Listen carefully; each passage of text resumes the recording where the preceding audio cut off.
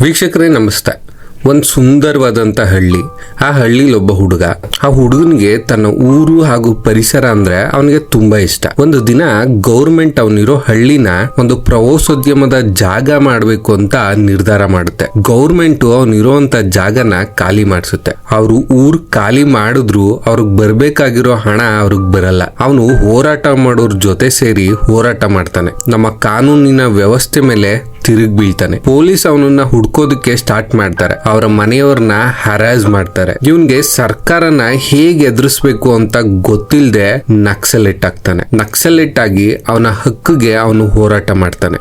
ನಕ್ಸಲೆಟ್ ಆಗೋರ 90% ಕತೆ ಇದು. ಅವ್ರಿಗೆ ಆದಂತ ಬೇರೆ ಬೇರೆ ಕಾರಣ ಇರುತ್ತೆ ಅಷ್ಟೇ. ಅದ್ ಬಿಟ್ರೆ ಬೇರೆ ಏನೂ ಇರಲ್ಲ. ಅವ್ರಿಗೆ ನಮ್ಮ ಸಿಸ್ಟಮ್ ಇಂದ ಯಾವ್ದೋ ಒಂದು ರೀತಿನಲ್ಲಿ ಸಮಸ್ಯೆ ಆಗಿರುತ್ತೆ. ಅದಕ್ಕೆ ಇವರು ನಕ್ಸಲೆಟ್ ಆಗಿರ್ತಾರೆ. ಕೆಲವರು ರೋಡಲ್ಲಿ ಕುತ್ಕೊಂಡು ಹೋರಾಟ ಮಾಡಿದ್ರೆ, ಇನ್ನು ಕೆಲವರು ಪೆನ್ ಇಟ್ಕೊಂಡು ಹೋರಾಟ ಮಾಡ್ತಾರೆ, ಇನ್ನು ಕೆಲವರು ಗನ್ ಇಟ್ಕೊಂಡು ಹೋರಾಟ ಮಾಡ್ತಾರೆ. ಅವರೇ ನಕ್ಸಲಿಟ್ಸ್. ಇವ್ರ ಹೋರಾಟಕ್ಕೆ ಒಂದು ಕಾರಣ ಇದೆ. ಆದ್ರೆ ಅದನ್ನ ಗನ್ ಹಿಡ್ಕೊಂಡು ಇಡೀ ಸಿಸ್ಟಮ್ ನ ಚೇಂಜ್ ಮಾಡ್ತೀನಿ ಅಂತ ಅನ್ಕೊಂಡಿದಾರಲ್ಲ, ಅದು ಒಂದು ದೊಡ್ಡ ಮುಟ್ಟಾಳ್ತನ. 17ನೇ ತಾರೀಕು ರೇಷನ್ ತಗೊಳ್ಳೋದಕ್ಕೆ ವಿಕ್ರಮ್ ಗೌಡ ಅವರ ಟೀಮ್ ಬರುತ್ತೆ ಅಂತ ತಿಳ್ಕೊಂಡಂತ ಆಂಟಿ ನಕ್ಸಲ್ ಫೋರ್ಸ್ ಅವರು ಕಾಯ್ತಾ ಇದ್ರು. ವಿಕ್ರಮ್ ಗೌಡ ಅವರು ಕಬ್ಬಿನಾಲೆ ಫಾರೆಸ್ಟ್ ಹತ್ರ ಇರೋ ಒಂದು ಮನೆಗೆ ಬರ್ತಾರೆ.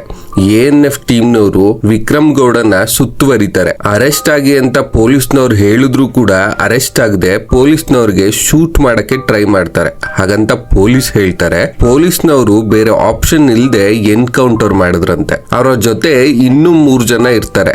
ಅವರು ಹೇಗೋ ಎಸ್ಕೇಪ್ ಆಗಿ ಕಾಡ್ ಒಳಗಡೆ ಓಡ್ ಹೋಗ್ತಾರೆ. ವಿಕ್ರಮ್ ಗೌಡ ಅವರು ಉಡುಪಿ ಜಿಲ್ಲೆ ಹೆಬ್ರಿ ತಾಲೂಕು ಕೂಡ್ಲು ಅನ್ನೋ ಒಂದು ಚಿಕ್ಕ ಗ್ರಾಮದವರು. 2002ರಲ್ಲಿ ಹೆಬ್ರಿನಲ್ಲಿ ಇರೋ ಒಂದು ಚಿಕ್ಕ ಹೋಟೆಲ್ ನಲ್ಲಿ ಕೆಲಸ ಮಾಡ್ತಾ ಇರ್ತಾರೆ. ಲೇಬರ್ ಸ್ಯಾಲರಿ ಜಾಸ್ತಿ ಮಾಡಬೇಕು ಅಂತ ಹೋರಾಟ ಸ್ಟಾರ್ಟ್ ಮಾಡಿದಂತ ವಿಕ್ರಮ್ ಗೌಡ ಅವರು ಆಮೇಲೆ ಕುದುರೆಮುಖ ನ್ಯಾಷನಲ್ ಪಾರ್ಕ್ ಪ್ರಾಜೆಕ್ಟ್ ನ ಹೋರಾಟಕ್ಕೂ ಸೇರ್ಕೊಳ್ತಾರೆ. ಹಾಗೆ ನಿಧಾನಕ್ಕೆ ನಕ್ಸಲ್ ನ ಗುಂಪಿಗೆ ಕೂಡ ಜಾಯಿನ್ ಆಗುವಂತ ವಿಕ್ರಮ್ ಗೌಡ ಅವರು 2004ರಷ್ಟರಲ್ಲೆಲ್ಲ ಅವರು ನಕ್ಸಲ್ ಆಕ್ಟಿವಿಟೀಸ್ ನಲ್ಲಿ ಫುಲ್ ಆಕ್ಟಿವ್ ಆಗಿರ್ತಾರೆ. ಪೊಲೀಸ್ನವರು ಅವಾಗವಾಗ ವಿಕ್ರಮ್ ಗೌಡ ಅವರ ಮನೆಗೆ ಬಂದು ಅವರ ತಾಯಿ ಹಾಗೂ ಅಣ್ಣ ಅವರನ್ನ ವಿಚಾರಣೆ ಮಾಡೋಕೆ ಸ್ಟಾರ್ಟ್ ಮಾಡ್ತಾರೆ.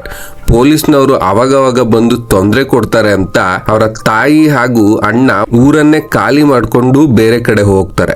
ವಿಕ್ರಮ್ ಗೌಡ ಅವರು 2011ರಷ್ಟರಲ್ಲೆಲ್ಲ ಒಬ್ಬ ನಕ್ಸಲ್ ಲೀಡರ್ ಕೂಡ ಆಗ್ತಾರೆ. ಪೊಲೀಸ್ನವರು 3 ಸಲ ಇವರ ಟೀಮ್ ಮೇಲೆ ಅಟ್ಯಾಕ್ ಮಾಡಿರ್ತಾರೆ. ಹೇಗೋ ಕೂದಲೆಲೆಯಿಂದ ಎಸ್ಕೇಪ್ ಕೂಡ ಆಗಿರ್ತಾರೆ. ವಿಕ್ರಮ್ ಗೌಡ ಅವರ ಮೇಲೆ ಸುಮಾರು 114 ಕೇಸ್ ಇದಾವಂತೆ. ಇವಾಗ ಪೊಲೀಸ್ನವರು ವಿಕ್ರಮ್ ಗೌಡ ಅವರ ಟೀಮ್ ನವರನ್ನ ಫಾರೆಸ್ಟ್ ಅಲ್ಲಿ ಹುಡುಕ್ತಾ ಇದ್ದಾರೆ. ಕಾದ್ ನೋಡ್ಬೇಕು ಏನಾಗುತ್ತೆ ಅಂತ. ಏನೇ ಆಗ್ಲಿ ಇವ್ರ ಹೋರಾಟ ಸರಿ ಇದೆ, ಆದ್ರೆ ಇವರ ಹೋರಾಟದ ದಾರಿ ತಪ್ಪು ಅಷ್ಟೇ. ಇವಾಗ ಇವರು ಸರೆಂಡರ್ ಆದ್ರೂ ಕೂಡ ಗೌರ್ಮೆಂಟ್ ಇಂದ 7.5 ಲಕ್ಷ ಕೂಡ ಕೊಡ್ತಾರೆ. ಹಾಗೆ ಎಂಪ್ಲಾಯ್ಮೆಂಟ್ ಟ್ರೈನಿಂಗ್ ತಗೊಂಡ್ರೆ ಅದಕ್ಕೂ ಕೂಡ ಮಂತ್ಲಿ 5,000 ರೂಪಾಯಿ ಗೌರ್ಮೆಂಟ್ ಇಂದ ಕೊಡ್ತಾರೆ. ಸೊ ಇವ್ರು ಆದಷ್ಟು ಬೇಗ ಸರೆಂಡರ್ ಆಗ್ಲಿ ಅಂತ ಕೇಳ್ಕೊಳ್ತಾ ನಾನು ಈ ವಿಡಿಯೋನ ಮುಗಿಸ್ತೀನಿ. ನಿಮ್ಗೇನಾದ್ರೂ ಈ ವಿಡಿಯೋ ಇಷ್ಟ ಆಗಿದ್ರೆ ದಯವಿಟ್ಟು ಲೈಕ್ ಮಾಡಿ, ಶೇರ್ ಮಾಡಿ, ಸಬ್ಸ್ಕ್ರೈಬ್ ಮಾಡ್ಕೊಳ್ಳಿ. Thank you and take care.